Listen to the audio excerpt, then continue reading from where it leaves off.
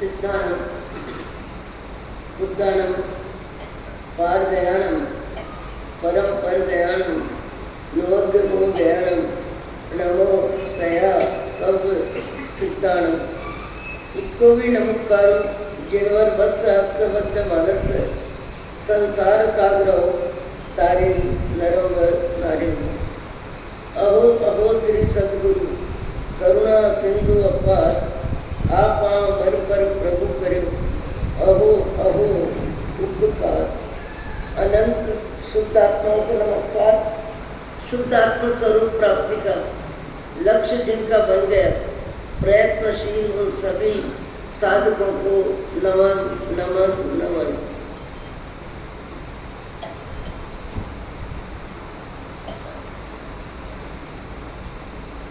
बंधुओं, माताओं, बहनों,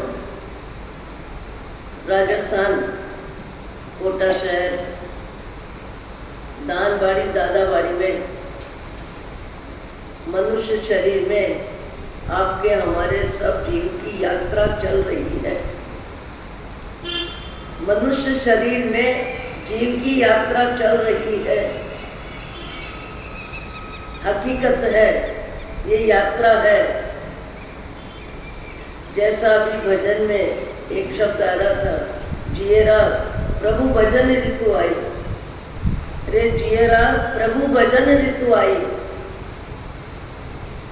अनंत काल की यात्रा में लाख 84 योनि में एक इंडिया, बे इंडिया, ते इंडिया, चतुर्दिया, पंच इंडिया, उत परिसर, जल में रहने वाले, आकाश में उड़ने वाले पशु पक्षी जितने भी दिखाई देते हैं, उनके पास भी जीवन है, जीवन की व्यवस्था है, उनकी भी जरूरत है। वो भी परिस्थिति शरीर के अनुकूल चाहते हैं। जो मिले, जितना मिले, जैसा मिले। चिड़िया कबूतर को दाना मिलता है, गाय बैल बकरी को घास मिलता है। जिसको जो मिलता है उसमें अपना गुजारा करते हैं। पर लाख 84 योनि में जितने जीव हैं, परमात्मा का स्मरण करने की बुद्धि मनुष्य भाव के अतिरिक्त और कहाँ है? मनुष्य भाव के अतिरिक्त परमात्मा का स्मरण, परोपकार, क्षमा भाव, सहनशीलता, सद्गुणों की संपन्नता, दुर्गुण कम करते जाए, सद्गुण बढ़ाते जाए। ऐसा जीवन, मनुष्य का जीवन मिला नहीं, कितना हाथ से निकल गया। जिसको जितने वर्ष के हो गए, जो जितना वर्ष का हो गया, उसका उतना जीवन निकल गया। कोई भी प्रयत्न करे, कैसा भी प्रयत्न करे, कैसा भी वैज्ञानिक हो, कैसा भी डॉक्टर हो, एक अरबपति व्यक्ति कहता है कि अब मुझे सत्संग से कुछ ज्ञान मिला, सत्संग से मेरी रुचि बनी, पर मेरी आयु 85 वर्ष की हो गई और अब मेरा शरीर लड़खड़ा रहा है, लगता है जाने के दिन आ गए। मेरे पास पैसा बहुत है, धन भी बहुत है, सोना चांदी हीरा माणिक मोती सब है, पर अब मुझे लग रहा है कि मैंने बाह्य जगत में ही अपनी जिंदगी को सार्थक माना। धन धरती पद पैसे के चक्कर में मनुष्य भाव का अधिक में अधिक समय मेरा निकल गया, पर अब मुझे लग रहा है कि मेरा बच्चा जीवन परमात्मा के स्मरण में निकले। और यदि डॉक्टर साहब ऐसा कोई चमत्कार कर दें, ऐसी कोई व्यवस्था दे दें, मैं सारा अपना जीवन धन, सारा जितना भी मेरे पास परिग्रह, सोना चांदी, तांबा लोहा, माणिक मोती, जमीन जायदाद, मैं सब देने को तैयार हूँ। मुझे फिर से 20 वर्ष की उम्र की शारीरिक व्यवस्था मिल जाए तो मुझे जो अब समझ आई है, उस समझ को जीने में मैं जिंदगी लगा दूँ। मुझे समझ आई है, पर समझ कब आई है? जाने के दिनों में आई है। तो ये समझ मेरे काम आ सकती है। मैं सब कुछ लुटाने को तैयार हूँ, सब कुछ देने को तैयार हूँ। मुझे मेरे शरीर की उम्र वापस 20 बरस की कर दो, और ये उम्र यदि मेरी बन जाती है तो मेरी समझ काम आ जाएगी। डॉक्टर साहब ने कहा कि आज दिन तक ऐसा कोई वैद्य, हकीम या डॉक्टर जन्मा नहीं है जो किसी की उम्र बदल दे, जवान को बच्चा बना दे, बूढ़े को जवान बना दे। वो कितनी भी कीमत चुकाए, पर कीमत चुकाने से जीवन नहीं मिल सकता। जीवन तो जिसको जितना मिला है, जैसा मिला है वैसा ही रहेगा। और जीवन में भी पूर्व संस्कार बहुत काम आते हैं। कई जीव अति हिंसा की प्रवृत्ति में रुचि रखते हैं। कई व्यक्ति दूसरे जीवों को हानि ना हो, नुकसान ना हो, उनको तकलीफ ना हो, इसका भी ज़्यादा में ज़्यादा ध्यान रखते हैं। सबके संस्कार अपने अपने होते हैं। एक दो व्यक्तियों को मैंने देखा, आंखों से देखा, मक्खी जैसे ही बैठी उसको ऐसे कर दिया, हाथ से मक्खी को ऐसे कर दिया। मैंने कहा ये जीव पूर्व संस्कारी, हिंसा के जीवन संस्कार, हिंसा का माहौल, हिंसा में रुचि, हिंसा में प्रसन्नता रही होगी इस जीव को, जो बेचारी मक्खी बैठी और बैठते ही अपने हाथ से उसका जीवन समाप्त करती है। कभी कभी कोई बच्चे कीड़े को कुचल देते हैं, मच्छर को रगड़ देते हैं। जीव सब में है, जीवन सबका है, सबके अपने कर्मों का लेखा जोखा है। शरीर छोटा भी होता है, शरीर बड़ा भी होता है, शरीर हाथी का भी होता है, शरीर कुंचुए का भी होता है, शरीर गाय बैल बकरी का भी होता है, और शरीर मनुष्य का भी होता है। शरीर शरीर है, पर हर शरीर में जीव है, और जीव है वहीं तक जीवन है। पर व्यक्ति अपने सुख सुविधा में ज़्यादा वर्तमान में आधुनिक साधनों में हिंसा बढ़ती जा रही है, विवेक घटता जा रहा है, शारीरिक सुविधा बढ़ती जा रही है।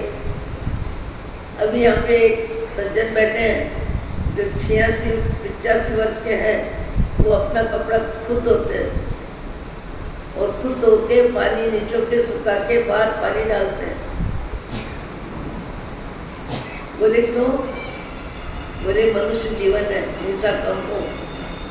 आजकल साधनों की भरमार, पानी, साबुन और उसमें कपड़े डाल दिए जाते हैं और कपड़े अपने आप मशीन से धुल के तैयार हो जाते हैं। ये पुण्य के उदय की फिल्म है, और पुण्य के उदय में शारीरिक सुविधा, शारीरिक आराम का दृष्टिकोण है, शारीरिक आराम का दृष्टिकोण है।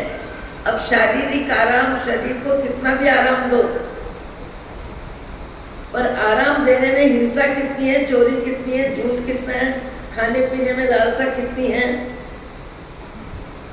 और संस्कार जिसके जैसे होते हैं, उन संस्कारों को बदलना बहुत मुश्किल है। आपने सुना है कलावती के जीवन में शंख राजा, जिन्होंने अपनी पत्नी के हाथ कटा दिए, और जब मालूम पड़ा कि ये तो कोई और प्रिय व्यक्ति नहीं था, मेरा साला ही था, मेरी पत्नी के भाई थे, और वही कंगन ला के दिए थे। और जब मालूम पड़ता है, जानकारी होती है, तब बेहद दुखी होके प्राणांत की तैयारी करके अपना जीवन समाप्त करने की बात करते हैं। उस समय मंत्रियों ने कहा, 1 महीना कम से कम प्रतीक्षा करो। एक कार्य तो बिना सोचे समझे कर लिया, और दूसरा कार्य फिर काम बिना सोचे समझे करने जाते हो। बिना विचारे जो करे सो पाछे पछताए, काम बिगाड़े आप नो जगमा हो तसाए। राजा साहब को कैसे भी मना के आश्रम में भेज दिया, संतों की जिंदगी के साथ रहने की व्यवस्था दे दी। अब संतों की जिंदगी जिस तरह की है, वहाँ राजा जाके तो बैठ गया, पर राजा का जीवन, राजा की कार्य प्रणाली, हंसना, खाना पीना, बोलना, राजकीय कार्यक्रम में व्यस्त रहना, वो अभ्यास जिंदगी का है। और उस वातावरण में जो वहाँ बैठे हैं, जो वहाँ जीवन जी रहे हैं, उनका अभ्यास बिल्कुल अलग है। कोई स्वाध्याय कर रहा है, कोई स्मरण कर रहा है, कोई ध्यान कर रहा है, कोई परोपकार में किसी की बीमारी में सहयोग दे रहा है। सात्विक जीवन है, शांति का जीवन है, खाने पीने की लालसा नहीं है। पेट पूर्ति के लिए जो आश्रम में एक सब्जी रोटी बनती है, उससे पेट की पूर्ति कर लेते हैं। वहाँ का जीवन और राजा का जीवन, जमीन आसमान का अंतर। अब ऐसे जीवन की व्यवस्था में राजा को 1 महीने के लिए मंत्रियों ने बैठा दिया, क्योंकि वो राजकीय वातावरण में जी नहीं सकते थे। अपना जीवन खत्म किए बिना रहूंगा नहीं, मैंने बहुत बड़ी गलती की, रानी के हाथ कटवा के मंगवा लिए। कैसे भी आपको टाइम पास करना है, पर टाइम पास करने में भी राजा के संस्कार, रहन सहन सब कुछ अलग, सोच विचार अलग, और वहाँ का वातावरण बिल्कुल अलग, वहाँ का वातावरण बिल्कुल अलग। उस वातावरण में अपने आप को बैठा ही रखना भारी पड़ रहा है। आसपास के जो भी साधक है कहते हैं राजा साहब थोड़ी देर परमात्मा का स्मरण कर लो, थोड़ी देर भगवान का नाम ले लो, थोड़ी देर हमारे संत, जो बड़े संत हैं उनका स्वाध्याय सुन लो, ये मनुष्य भाव है, अच्छे विचार सुन लो। आपका मन तो घूम रहा है, कभी इधर देखते हो, कभी उधर देखते हो, कभी इधर देखते हो, कभी उधर देखते हो। आप आ गए पर आपका मन तो जम नहीं रहा है, पर मन को जमाने की कोशिश करो। जिसका जीवन जिस तरह निकलता है, जिसका जीवन जिस तरह निकलता है, उसको उसी में रुचि होती है, वही अभ्यास होता है और वही प्रवृत्ति में मन लगता है। 1 महीना निकालना भारी पड़ गया। जैन समाज में तो ऐसी ऐसी आराधना है तो उपदान करने वाले 1.5 महीने घर परिवार से दूर, मोह माया से दूर, केवल आराधना आराधना, 2 दिन में 1 समय का भोजन और पूरी धार्मिक आराधना में ही उनका समय, जीवन का व्यवहार बीतता है। ये जैन धर्म अपने आप में एक बहुत ऊंची क्वालिटी है, इतनी ऊंची क्वालिटी है कि अशुभ कर्म, अतीत के अशुभ कर्मों का क्षय होता है और वर्तमान में अशुभ कर्म उसके व्यवहार में, उसके जीवन में, उसके खाने पीने में, सब में दूर रहते हैं। विचारों में, सत्संग स्वाध्याय के माहौल में पूरे दिन एक सा माहौल, एक सा वातावरण, एक सी आराधना करने वाले जब सब होते हैं तो जीवन कितना ऊपर उठ जाता है। यहाँ राजा साहब को कोई कितना भी कहे, कहने वाले कह रहे हैं, कान से सुन रहे हैं, पर मन तैयार नहीं होता, मन तैयार नहीं होता। कई व्यक्ति हैं जिनके पास धन बहुत है पर दान देने के लिए मन तैयार नहीं होता, एक समय का आहार करने के लिए मन तैयार नहीं होता।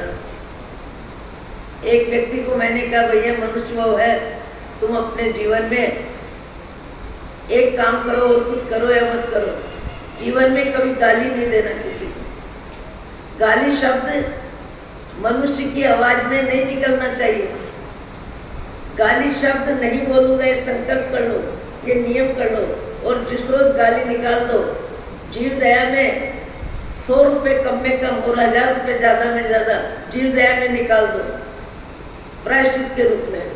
अरे मनुष्य का शरीर मिला, परमात्मा का स्मरण करने के लिए जीवा मिली, ज्ञानियों के वचनों का स्मरण करने का जीवन मिला, और गाली शब्द, और वो भी आर्य संस्कृति, आर्य वातावरण, ऊंचा वातावरण, ऊंचा जीवन, और उसमें गाली शब्द कैसे संभव है? बोले महाराज मेरी तो आदत है, बात बात में गाली निकल जाती है, बात बात में गाली निकल जाती है। मैंने कहा कम से कम गाली शब्द छोड़ने की हिम्मत तो करो, रोटी नहीं छोड़ो, पैसा नहीं छोड़ो, और कुछ मत छोड़ो, पर गाली छोड़ने की हिम्मत तो करो। बोले महाराज आदत बनी हुई है। तो आदत बनाई किसने? आदत बदलेगा कौन? आदत सदा बदलती है। मनुष्य भाव में गरम नरम रोटी खा रहे हो, गरम ठंडी का भी विचार चल रहा है, सुविधा है मकान की, सुविधा है कमरे की, लैट्रिन बाथरूम, क्या नहीं है, पर ये सुविधा कब तक? और पशु के जीवन में सुविधा का अभाव आंखों से दिखता है कि नहीं? आंखों से दिखता है कि नहीं? चाहे मोर है, बिल्ली है, गाय है, बैल है, बकरी है, सबके जीवन में क्या सुविधा है। और ऐसी जिंदगी में आपका मेरा जीव अनंत काल में हजारों लाखों बार जीवन व्यतीत करके आया है, हजारों लाखों बार जीवन व्यतीत करके आया है। ये जीवन कितना है? 60, 70, 80 वर्ष का जीवन है। और उसमें सुख दुख की आंख मिचोनी का खेल है। किसी तरह का सुख और किसी तरह का दुख दोनों के झमेले में जीव जीता है। विरले व्यक्ति है जो ज्ञाता दृष्टा भाव में रहते हैं, साक्षी भाव में रहते हैं और दुख आने पर हिम्मत रखते हैं और सुख आने पर उदारता से अपने सुख को बांटते हैं। ये मनुष्य भाव। राजा साहब हैरान परेशान है। 1 महीना जैसे तैसे बीता, बड़ी मुश्किल से बीता और बीतने के बाद योग संयोग से दत्त कुमार ने आके सूचना दे दी कि एक जंगल में आश्रम में कलावती को देव शक्ति से, उसके पुण्य से, उसके ब्रह्मचारी जीवन की ताकत से देवों ने उसको हाथ भी दे दिए हैं और जंगल में आने वाले साधक भाई शब्द बोल के उसको आश्वासन दिया और वो आश्रम में आराधना के माहौल में है, आराधना के माहौल में है। उसके दर्शन करा दो, उसको कैसे भी लेके आ जाओ। वो कह रही है मुझे कहीं जाने की जरूरत नहीं है, संसार देख लिया, जीवन देख लिया, जीवन के सुख दुख देख लिए, हर्ष शोक देख लिया, राजी नाराज होने का खेल देख लिया। कभी राजी कभी नाराज, कभी हंसी खुशी कभी लाल चेहरा। मैंने सब देख लिया संसार, अब मुझे कुछ नहीं देखना। पर दत्त कुमार ने कहा कि राजा साहब की जिंदगी बचाने के लिए आपको चलना पड़ेगा। और दत्त कुमार के कहने पर कलावती कहती है ठीक है। आश्रम में कुलपति की आज्ञा लेके जाती है और जाके दूर से प्रणाम करती है, प्रणाम करती है। मृत्यु तक संकट देने वाले को प्रणाम करती है और प्रणाम करके कहती है कि आपके जीवन के कटु में कटु व्यवहार ने मेरे को संसार समझा दिया।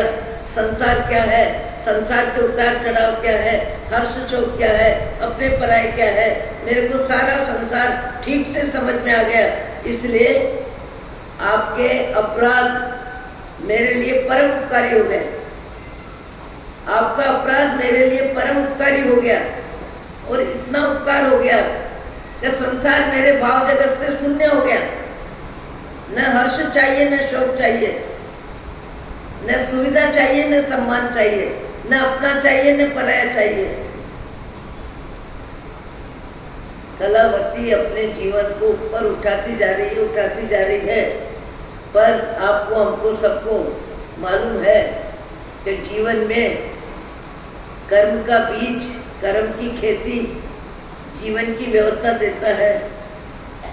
एक बार गुरु महाराज के चरणों में बैठ के कलावती कहती है मेरे जीवन में जो सुख दुख का झोंका आया, अति में सुख और अति में दुख, क्षण भर में राजी और क्षण भर में नाराज, ऐसा जो माहौल बना मेरे जीवन में, ये माहौल क्यों बना, कैसे बना, क्या निमित्त हो सकता है? गुरु महाराज मुझे अतीत के जीवन की झांकी करनी है। अतीत का जीवन मेरा कैसा रहा और अतीत के जीवन में मैंने क्या पाप किए और अतीत के जीवन में मैंने क्या पुण्य किया और क्या ऊंची साधना करी जो मेरे जीवन में सब परिस्थिति घटित हो रही है। गुरु महाराज कहते हैं बीज के बिना वृक्ष नहीं, बीज के बिना वृक्ष नहीं, आत्मा के बिना जीवन नहीं, पुण्य पाप के बिना सुख दुख नहीं। ये तो संसार की हकीकत है। तुम स्वयं अगले भाव में राजकुमारी के रूप में राजा की बेटी और राजा की बेटी के रूप में तुम प्रिय में प्रिय, ज़्यादा में ज़्यादा राजा साहब को अपनी बेटी प्राणों से प्यारी लगे। ये कोई नई बात नहीं है, आज भी संसार में सब इन बातों को जानते हैं। और कोई भी अच्छी में अच्छी वस्तु आती है, कोई भी अच्छी में अच्छी वस्तु आती है तो राजा साहब पहले अपनी बेटी को बताते हैं तेरे को पसंद हो तो तू ले। एक बार एक बंजारा सुबह लेके आता है तो तोता लेके आता है, हरे रंग का मिट्ठू लेके आता है, सुहा बोल राम राम, और 15 इंच का पिंजरा लंबा और 15 इंच का चौड़ा, और हरी मिर्च और चने की दाल आदि जो खाता है, ऐसा कोई पिंजरा लेके आया और उसमें वो पक्षी बहुत मन भावन लगा। राजा साहब ने स्वीकार किया और स्वीकार करके कहते हैं, बेटी ये सुहा आया है, तोता आया है, तेरे को पसंद हो तो तू पहले ले, तेरे को पसंद हो तो तू पहले ले। मोह की जिंदगी में सबको मालूम है, अपने प्रिय में प्रिय संतान के लिए अपनी हर व्यवस्था संतान के लिए होती है। कर्ज लेके भी संतान की व्यवस्था व्यक्ति करता है।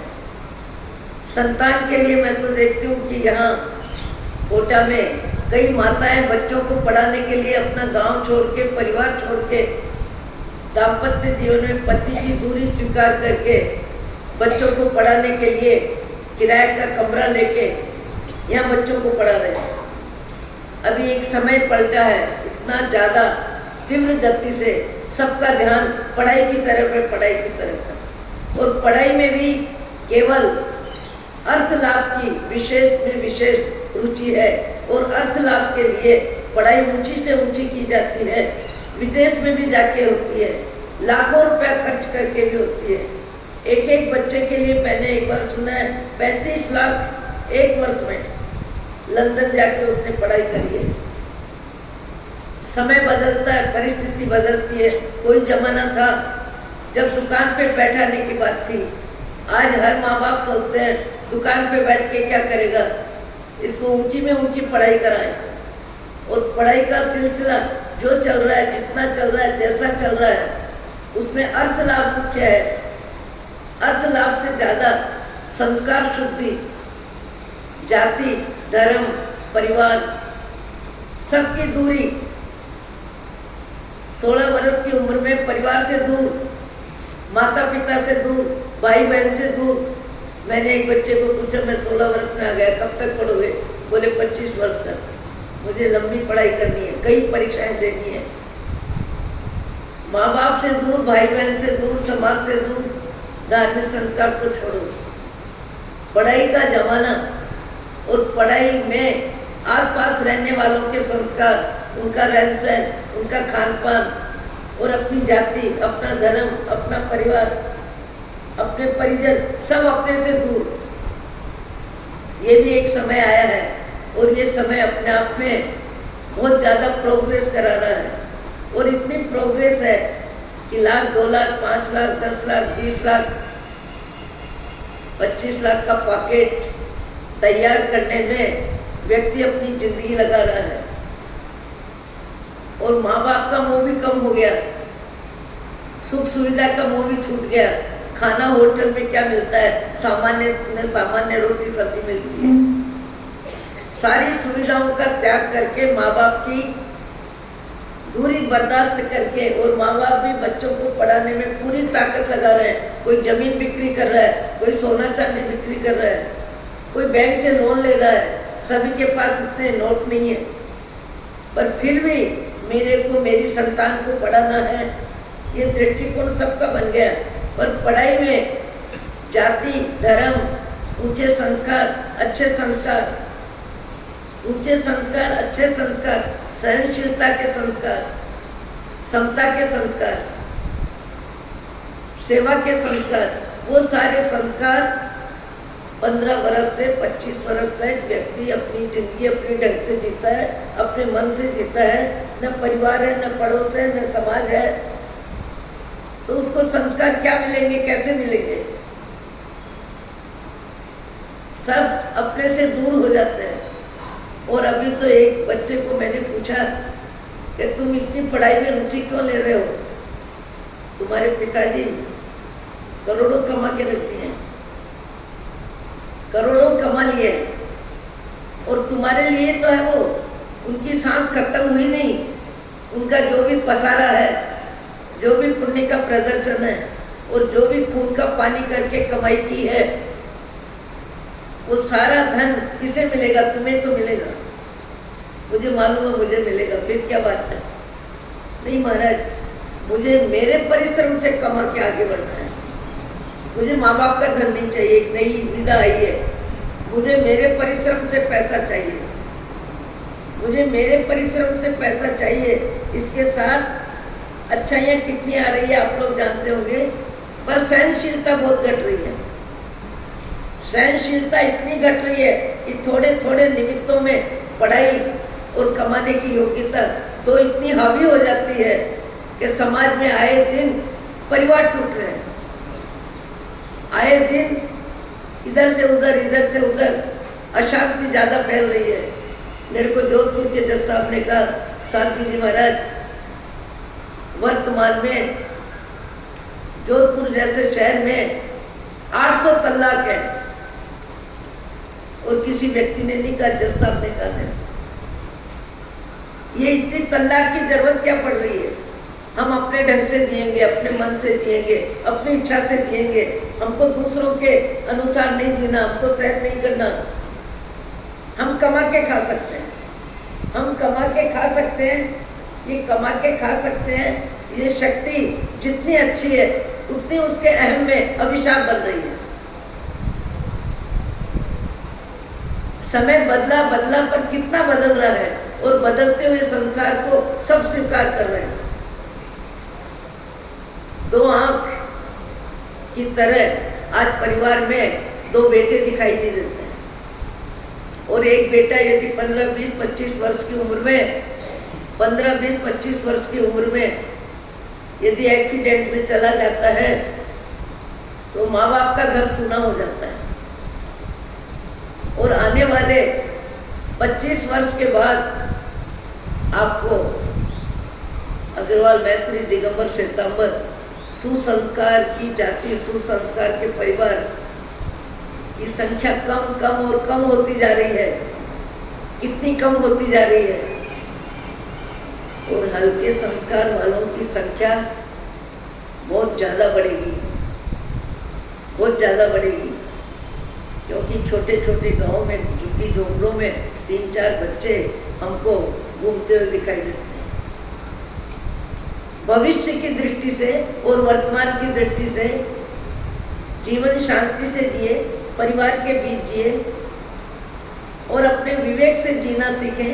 इसके लिए भले ऊंची पढ़ाई करो, अच्छी पढ़ाई करो, पर उसके बाद भी आपकी जाति के संस्कार, आपके खानदान के संस्कार, आपके धर्म के संस्कार, आपका रहन सहन, खान पान सुरक्षित रहे। सुरक्षित कैसे रहेगा, रहेगा कैसे? जो 5-7 वर्ष सबसे अलग थलग, वहाँ व्यक्ति को अपने जीवन के बारे में सोचने का जितना मौका है, परिवार की व्यवस्था में दिल दिमाग उतना ही कम हो जाता है। आज लगभग आप अच्छे से जानते हैं, मुझे तो जानने की जरूरत भी नहीं है। मेरे लिए तो श्री संघ सदा जयवंत है। मैंने तो 15 वर्ष की उम्र में घर छोड़ा है। मुझे तो कभी परिवार की कमी महसूस हुई नहीं और अपनी जरूरत की कमी लगी नहीं। श्री संघ सदा जयवंता है, चाहे जंगल में रहे, चाहे गांव में रहे, चाहे शहर में रहे, चाहे बिहार करें, सब जगह हमको तो सब सुविधा मिल जाती है। जरूरी सुविधा सब मिलती है, और जरूरी सुविधा से ज़्यादा साधु को चाहिए भी क्या। हमको जीवन में सब कुछ मिलता है, पर उसके बाद भी हमको कई परिवार में माताओं के आंसू दिखते हैं। कई परिवार में माताओं के आंसू दिखते हैं। कई बड़ी उम्र को स्वभाव में रहना नहीं आता है, और बहुत सी जगह छोटी उम्र को बड़ी उम्र को संभालना नहीं आता है। घर घर की कहानी हो रही है, अशांति फैल रही है, परिवार टूट रहा है, समाज में अव्यवस्था फैल रही है, भले पढ़ाई बहुत हो रही है। और कभी कभी कोई व्यक्ति ऐसे भी निकलते हैं जो माँ बाप की इज्जत धन से ज़्यादा करते हैं, अपनी पढ़ाई से ज़्यादा करते हैं, अपनी योग्यता से ज़्यादा करते हैं। ऐसे भी मायके लाल संसार में देखने को मिलते हैं। इंदौर में एक परिवार है जो अभी पूरी जैन समाज के अध्यक्ष हैं, थानक मंदिर तपा खतर सकते। 25 वर्ष तक अमेरिका में निजी अस्पताल, खुद का अस्पताल में उन्होंने सेवा ली दूसरों से। 25 वर्ष के बाद उनको एहसास हुआ, नागौर के, उनका नाम क्या बोलते हैं, प्रकाश बंगाड़ी, धार्मिक संस्कार है, आध्यात्मिक वातावरण है। 25 वर्ष के बाद अपना निजी अस्पताल बिक्री करके माँ बाप की सेवा के लिए इंदौर में अरिहंत अस्पताल बना लिया। वहाँ का अस्पताल उठाया और अपने माँ बाप के नज़दीक रहने के लिए इंदौर में अरिहंत अस्पताल उनका निजी अस्पताल है। मैंने अपनी आंखों से देखा। बाबा गाड़ी में माँ को दर्शन करने के लिए ले जाने वाले 60 वर्ष की उम्र में बेटा बाबा गाड़ी चला रहा है और माँ को दर्शन कराने के लिए ले जा रहा है। ऐसे भी उदाहरण है। माँ बाप की इज्जत करना, माँ बाप की सेवा करना, माँ बाप को महत्व देना। आजकल तो अच्छे व्यक्ति माँ बाप को महत्व देते हैं, पर पशु पक्षी को बहुत महत्व देते हैं। कई तो कुत्ते को बेटे से ज़्यादा प्यार करते हैं, कुत्ते से ज़्यादा प्यार करते हैं। उसको कार में लेके जाते हैं, उसको खिलाते हैं, उसको नहलाते हैं, उसको गोदी में लेते हैं। ऐसे भी मैंने 2-4 परिवार देखा, क्योंकि साधु की जिंदगी घुमक्कड़ है। हर जैन घर में जाना आहार लेने के लिए मामूली बात है। दुनिया देखनी नहीं पड़ती, जैन साधु को दुनिया दिख जाती है। दुनिया देखनी नहीं पड़ती, दुनिया दिख जाती है। हर्ष शोक भी दिख जाता है, गरीबी अमीरी भी दिख जाती है, और उदारता और कंजूसी भी दिख जाती है। और परिवार में अनबन है या प्रेम है, ये भी दिख जाता है। कुछ भी देखना नहीं पड़ता। एक आहार की क्रिया के लिए हम जाते हैं, हमको सारा चित्र सामने आ जाता है, सब कुछ दिख जाता है। यहाँ राजा साहब अपनी बेटी के प्रति अति अति अति में उनका मोह है, और बेटी को कहते हैं, ये मिट्ठू आया है, सुहा आया है, तेरे को पसंद हो तो देख ले। बेटी कहती है, पापा ये मिट्ठू राम राम बोलेगा, सुहा राम राम बोलेगा, अच्छा प्यारा पक्षी है, मैं इसको अपने साथ रखूंगी, मैं ले जाती हूँ। पापा कहते हैं, ले जा, मेरे को क्या दिक्कत, जो मेरा है सब तेरा है, तो सुहा को ले जाने में क्या दिक्कत। गरीब अमीर जितने भी लोग हैं, जिनके पास जो है सब किसका है, जो मेरा सब तेरा, वो सुहा को लेके घूमती है। उसको सुहा प्राणों से प्यारा लगने लग गया। उसकी उपस्थिति उसके लिए जरूरी होती है। राग है, जब जिसके प्रति जितना हो जाए उसके बिना व्यक्ति बेचैन होता है, उसकी उपस्थिति उसको अच्छी लगती है, उसके लिए खाना बनाना, खिलाना पिलाना सब मन भावन लगता है। उस राजकुमारी सुलोचना को वो पक्षी इतना प्रिय इतना प्रिय इतना प्रिय लगता है कि उसके बिना उसका चलना फिरना ही नहीं होता, उसके बिना इधर उधर आना जाना ही नहीं होता। ये मनुष्य का राग है। मनुष्य के जीवन में सबसे ज्यादा क्या राग है, राग। गुरुदेव विचक्षण सिद्धू महाराज कहा करते थे, ये राग आग है, ये राग आग है। और हमारे परमात्मा 24 तीर्थंकर सबके लिए, जितने भी मोक्षगामी जीव हैं उनके लिए एक संबोधन है, सबसे मुख्य संबोधन है। वो संबोधन क्या है, वीतराग।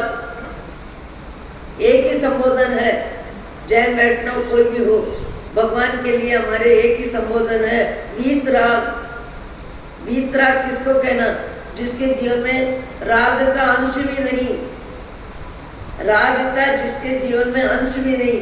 साधक जीवन में संसारी राग कम होता है, खाने में, पीने में, पहनने में, ओढ़ने में, देखने में, आने में, जाने में। आप सब अनुभव करते हो। आपके पास 50 वस्त्र जोड़ी भी आपको कम लग सकती है, और साधु के पास 4 वस्त्र जोड़ी भी पर्याप्त है। 4 वस्त्र जोड़ी में जीवन निकल जाता है।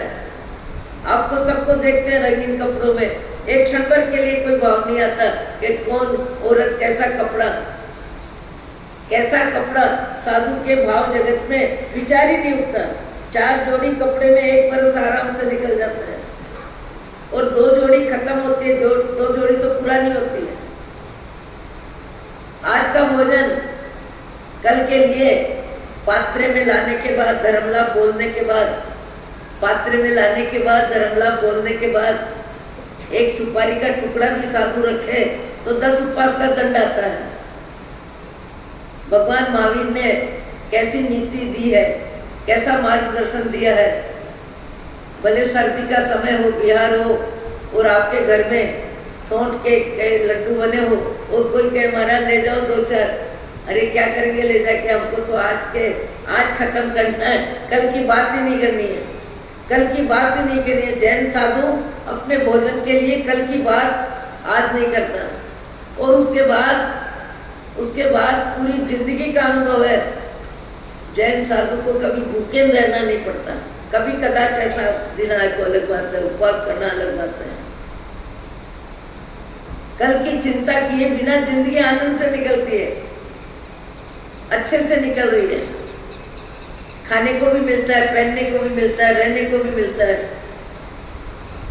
पर जीवन में क्या है? शांति है, जीवन में क्या है? संतोष है। और चाहिए का चक्कर खत्म है। जो है जितना है बस है, जो है जितना है बस है। एक बहन मुट्ठा भर के काजू बहराने लगी। अरे मैंने कहा क्या कर रहे हो, इतने काजू कौन खाएगा? एक दिन में इतने काजू खत्म नहीं हो सकते। महाराज रख लेना। अरे रख लेना, ये जैन साधु का धर्म नहीं है। जैन साधु रख नहीं सकता। पात्र में लेने के बाद, धर्म लाभ देने के बाद, धर्म लाभ शब्द का उपयोग क्या है? देने वाले को धर्म का लाभ हो और लेने वाले को भी धर्म का लाभ हो। लेने वाले को धर्म का लाभ क्या होगा? काया को भाड़ा देगा, रोटी सब्जी दाल चावल जो भी, उसके बाद दिन भर स्वाध्याय करेगा, जाप करेगा, व्याख्यान आदि शुभ प्रवृत्ति में लगेगा, किसी को धर्म सिखाएगा, किसी को मंदिर की विधि सिखाएगा, किसी को गलत आचरण से अलग होने की बात कहेगा। साधु जीवन में समय का उपयोग अपने लिए और दूसरों के लिए, समय का उपयोग क्या होता है? झूठ बोलना, चोरी करना, सारी बातों से जैन साधु फ्री हो जाता है। और ऐसी स्थिति में जीवन जीने वाले को कितनी मानसिक शांति मिलती है। पर कर्म का उदय कब किसका कैसा बदले अलग बात है। यहाँ सुलोचना सोए को देख देख के जीती है, सोए को देख देख के जीती है। जब जिसका जिसके प्रति राग हो जाता है, उस राग में हमारे महापुरुषों ने कहा है, क्रोध में अंधा, लोभ में अंधा और विषय राग में अंधा। अंधा शब्द दिया है। एक समय ऐसा आता है कि जब व्यक्ति अंधा हो जाता है, अंधा हो जाता है यानी उसके अलावा उसे कुछ सोचता ही नहीं है, कुछ दिखता ही नहीं है, कोई बात उसके दिमाग में आती नहीं है। इतना जीवन में अंधापन राग का आता है। और राग तीव्रता में जब चला जाता है तो न बाप की सुने, न माँ की सुने, न भाई की सुने, न साधु की सुने, किसी की नहीं सुने। क्रोधांत, लोभांत, विषयांत। यहाँ कलावती को उस पक्षी के प्रति अति अति अति में राग हो गया। जहाँ जाती है साथ ले जाती है, साथ घुमाती है, साथ फिराती है, उसको देख देख के जी रही है। एक रोज ऐसा हुआ कि कलावती मंदिर जाती है, दर्शन करती है, परमात्मा की भक्ति करती है और सोचा कि सुबह सदा मेरे साथ रहता है, कहाँ जाएगा, थोड़ी देर के लिए इसको खुला छोड़। और वो खुला छोड़ के मंदिर में चली जाती है। और जब पीछे आती है, वापस आती है, तो देखती है कि पिंजरा खाली है, सुआ नहीं है। सुआ नहीं है, पिंजरा खाली है। प्राण छटपटाने लगे। राग की स्थिति क्या होती है प्राण छटपटाने लगे, रोना आने लगा। सुआ कहाँ गया, कैसे गया, कितनी दूर गया। राग की आग में उसका जीवन अशांत अशांत और अशांत हो रहा है। और बात फैलते फैलते राजा साहब तक पहुंच गई। और राजा साहब ने कहा, बेटी सुआ आ जाएगा, जहाँ भी होगा। अपने कर्मचारी बहुत है, सैनिक बहुत है, उसको लेके आना कहाँ बड़ी बात है, तू भोजन कर ले। पिताजी मैं रोटी नहीं खा सकती, उसके बिना मैं रोटी नहीं खा सकती। वो आएगा तभी मैं रोटी खाऊंगी, उसके बिना रोटी नहीं खा सकती। और ज्यादा सब तरफ उसको कैसे जाने, इसके लिए राजा ने कहा बेटी को कि सुए तो बहुत आकाश में उड़ते हैं, जैसे कबूतर बहुत बैठे हैं, ऐसे आकाश में सुए तो बहुत उड़ते हैं। कौन सा सुआ तेरा है, क्या मालूम। तब वो कहती है कि एक पाँव में सोने की झांझर है बारीक, वो मेरा सुआ है। खोज, जब राजा खोज करने लगे, हजारों व्यक्तियों को भेज दिया और पक्षी मिल गया, और पक्षी मिल के आ भी गया। अब आने के बाद जब देखती है कौन, कलावती, तो जितना राग जितना हो, सुलोचना देखती है सुए को, जितना राग जितना मोह, उसकी मोह में जितनी वो तड़पती रही, अब उसे इतना क्रोध आता है कि तू जाएगा कैसे मुझे छोड़ के, मैं देख लूंगी, तू जा ही नहीं सकता। राग द्वेष में बदलता है, राग क्रोध में भी बदलता है। राग के 1000 रूप है, वैसे द्वेष के भी बहुत रूप है।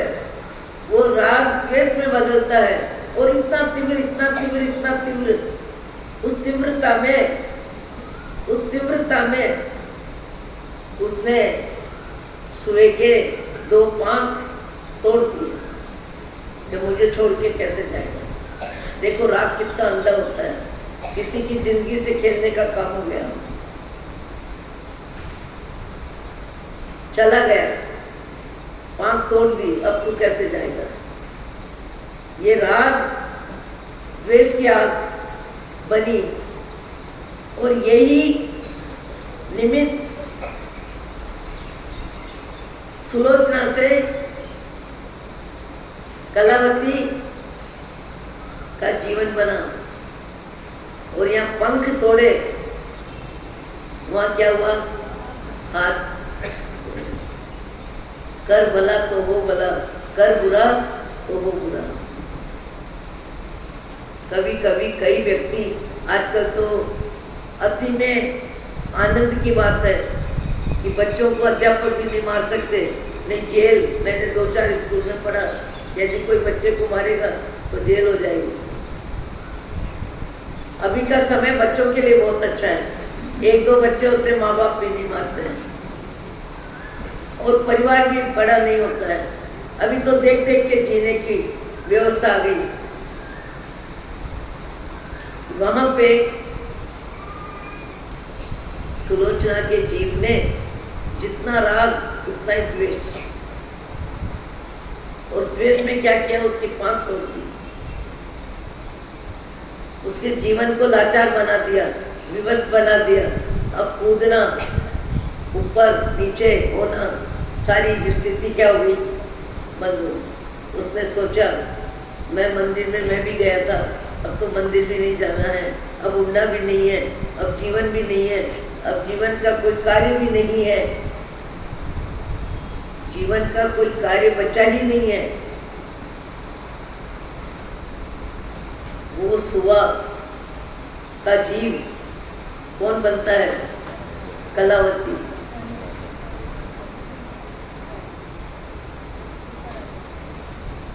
सुआ का जीव कौन बनता है, सुआ का जीव राजा शंख बनता है। सुआ का जीव राजा शंख बनता है, और सुलोचना का जीव कलावती बनता है। के का भुगतान कितना ज्यादा होता है, मूलड़ो थोड़ो में भाई ब्याजड़ो गणो। आप सब अपने जीवन में इस बात को स्वीकार करनी पड़ेगी। हम जैसे कर्म करेंगे वैसा भी किसी को हमें भुगतान करना पड़ेगा। महापुरुषों को भी करना पड़ा, भगवान महावीर को भी करना पड़ा, जितने भी महामानव हो गए, भुगतान सबको करना पड़ा है। भुगतान के बिना मोक्ष किसी का होता नहीं है। कोई राजा हो, कोई रंग हो, कोई देवों के द्वारा वंदित हो, भगवान महावीर जैसे महावीर सत्ता के मत में, संपत्ति के मत में, सुविधा के मत में कब किस भाव में कैसे कर्म बंधन किए, और कर्म बंधन का भुगतान मोक्ष जाने से पहले सारे कर्मों का क्षय करने में भगवान महावीर के जीव ने 12.5 वर्ष परम समता में सब कर्मों को विदा किया। परम समता में जितने भी उपसर्ग आए प्रतिकार नहीं किया किसी का भी, एक क्षण भर के लिए भी किसी के प्रति असद्भाव नहीं आया। परम समता में रहने पर ही कर्मों का क्षय होता है, अन्यथा राग द्वेष का क्रम चलता रहता है। आपने किसी का नुकसान किया, उसने आपका नुकसान किया, आपने किसी को भला बुरा कहा, उसने आपको भला बुरा कहा, तो उसमें क्या होता है, कर्म का क्रम चालू रहता है। कैसे चालू रहता है?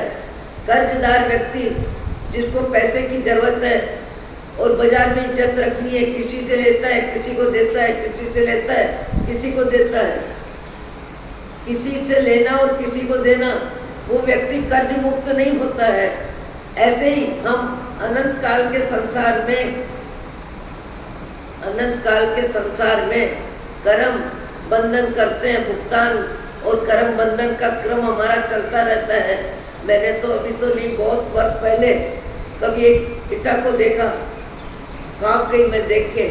पदयात्रा में चल रहे थे रोड पे, रोड के किनारे उनका घर था। एक हाथ से बच्चे को पकड़ लिया और दूसरे हाथ से लाठी मारता जा रहा है।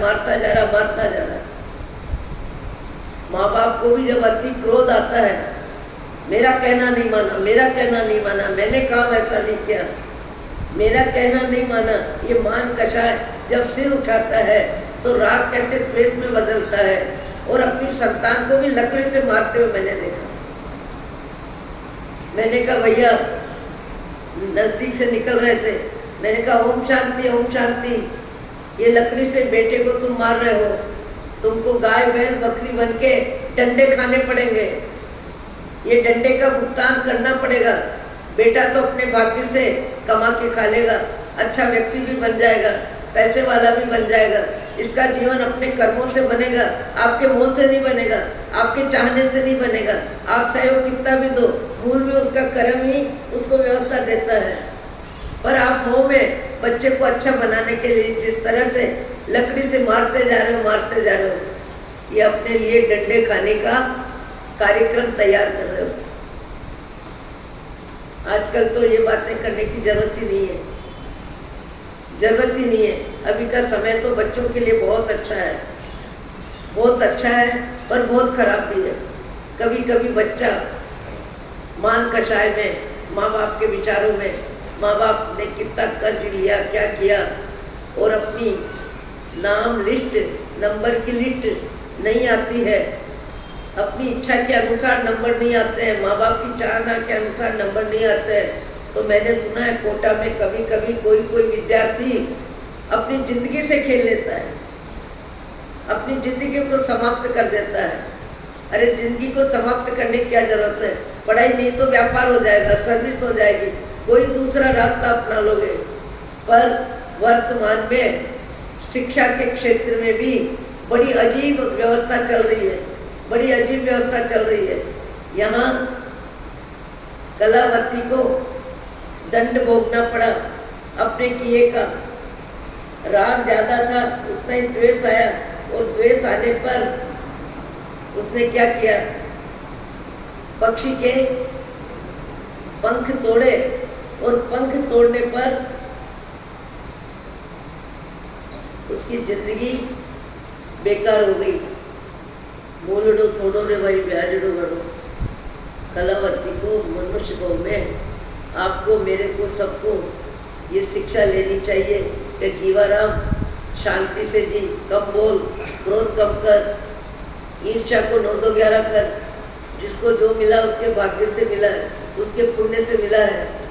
तेरे को दूसरे के सुख में दुखी होके कुछ मिलने वाला नहीं है। आने वाले भाव में तेरा दुख बढ़ने वाला है, तेरा दुख ही बढ़ने वाला है, कुछ मिलने वाला नहीं है। अपने भाव जगत को हम जांचें। आए दिन एक ही बात होती है कि अपने भाव जगत को ठीक करने के लिए हमको ये सत्संग मिला है। आपने भजन में भी सुना कि ऋतु आती है, ऋतु जाती है, पर मनुष्य भाव मिलने के बाद फिर से मिलेगा। कब मिलेगा, नहीं मिलेगा, इसका कोई अनुमान नहीं है। अभी जो हमें जीवन मिला है, उस जीवन को जीने में हमारे भाव में जागृति आनी चाहिए, हमारे जीवन में विवेक आना चाहिए, हमारे जीवन में अच्छे विचार बढ़ने चाहिए। हल्के विचार हमारे जीवन से 9-2-11 होने चाहिए। अपने जीवन में कब किसके प्रति अपने क्या गलत विचार किए, कैसे विचार किए, किसको धन का नुकसान पहुंचाया, किसको मानहानि में निमित्त बने, किसकी तरक्की में बाधक बने। अपना जीवन अपने को 15 वर्ष की उम्र से अभी तक अपने जीवन को देखना चाहिए, जांचना चाहिए, सोचना चाहिए और परमात्मा के सामने अपने जीवन की गलतियों को लेके भगवान के सामने माफ़ी मांगना चाहिए। किसी के सामने नहीं, पर परमात्मा के सामने माफ़ी मांगनी चाहिए कि मैंने किस निमित्त को लेके मेरे भाव जगत में क्या गलती करी, कैसी गलती करी। कभी धन को लेके, कभी धरती को लेके, कभी पद को लेके, कभी पैसे को लेके, कभी अधिकार को लेके। अधिकार का सुख भी व्यक्ति से तकलीफ कम नहीं देता है, अधिकार का सुख भी व्यक्ति को तकलीफ देता है। अधिकार मिलता है तो जीव राजी हो जाता है, अधिकार हट जाता है तो व्यक्ति परेशान हो जाता है। मेरा मन मैं ही जानूं या जाने तू मेरे भगवान। ओम शांति, ओम शांति, ओम शांति। अभी पहले स्वाध्याय और स्वाध्याय के बाद में